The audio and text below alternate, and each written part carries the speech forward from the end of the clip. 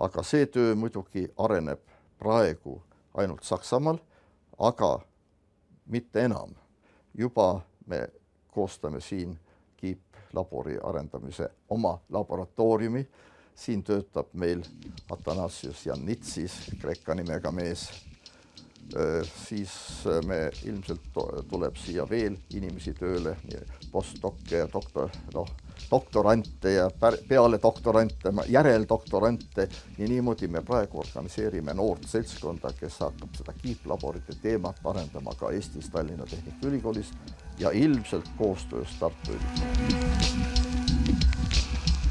Euromünti oleme ilmselt kõik uurinud, erinevate riikide rahade, erinevaid kujundusi. Vahel püütakse sellesse kirevasse komplekti sokutada ka vale raha. Kuidas seda tõelisest eristada? Euroopa pettuse vastane amet korraldas selleks vajaliku seadme leidmiseks konkursi ja selle võitis Mart Minni töörühm Tallinna Tehnikaülikoolist. Ka see aparaat põhineb impedantsil.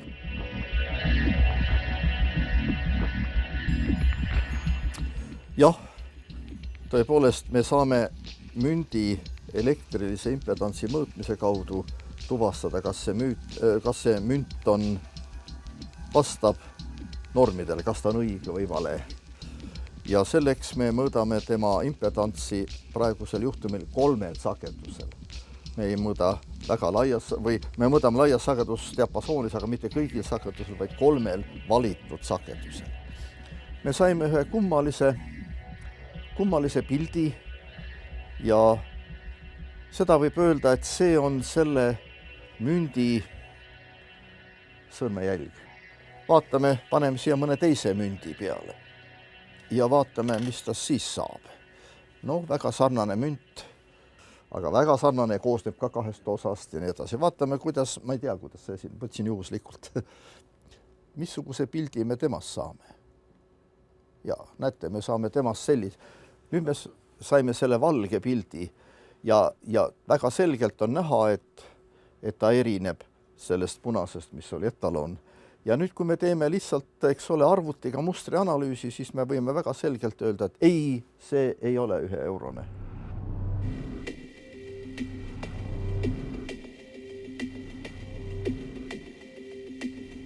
See seade hakkab teile üsna pea üle kogu Euroopa kuulsust tooma. Ma loodan, et tõepoolest see aparaat tuleb kasutusele, mitte just see, vaid selle baasil tehtud aparaat tuleb kasutusele kõikides Euroopa Liidu riikides.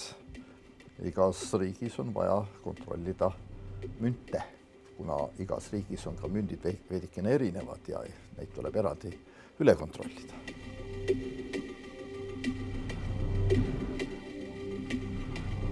Tähendab, mündikodadesse tulevad materjalid testitakse läbi, et kas nad tõesti vastavad täpselt sellele vastavale koostisele, mis on ette nähtud normides.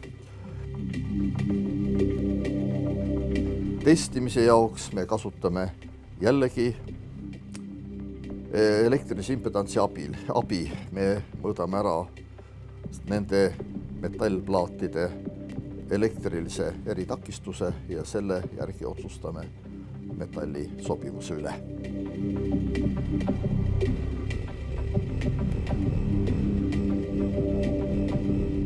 Aga põhiline turg, kus ta läheb, on siis, me teeme ka niinimetatud mündimasinaid, kus saab müntide eest osta tarbekaupa ja saab parkida ja selliseid automaatseid ostuoperatsioone teha.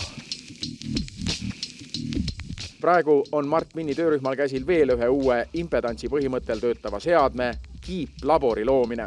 Niisugune kiip oleks suur samm edasi haiguste kiirel diagnoosimisel.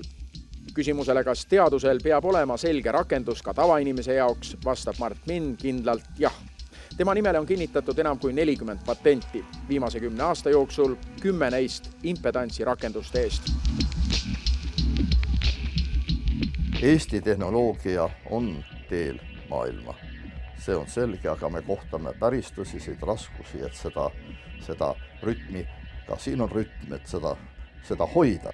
Kuidas leida professionaalne, kõiki neid kokku väga paljudelt erialadelt. Siin on insenerid, arstid, bioloogid ja kes teab veel, kes kõik materjaliteadlased. kuidas leida see seltskond, et ta ühiselt koos töötab. Ja üks asi on, okei, nad on koos ja me töötame koos, aga siis on vaja ka toota. Ja see tootmise mured on üsna tõsised. Tallinna Tehnikaülikooli professor Mart Minn sattus komplekstakistust või impedantsi uurima õnneliku juhuse tõttu 12 aastat tagasi tänu kolleegile, kes teadis, et südamerütmuri projekti juurde vajatakse elektroonikut. Nüüd on ta oma töögrupiga jälgi jätmas paljudes eluvaldkondades, alates südamest kuni patareide terviseni, veresoonte vanusest kuni müntide ehtsuseni ning uute lahenduste leidmine jätkub.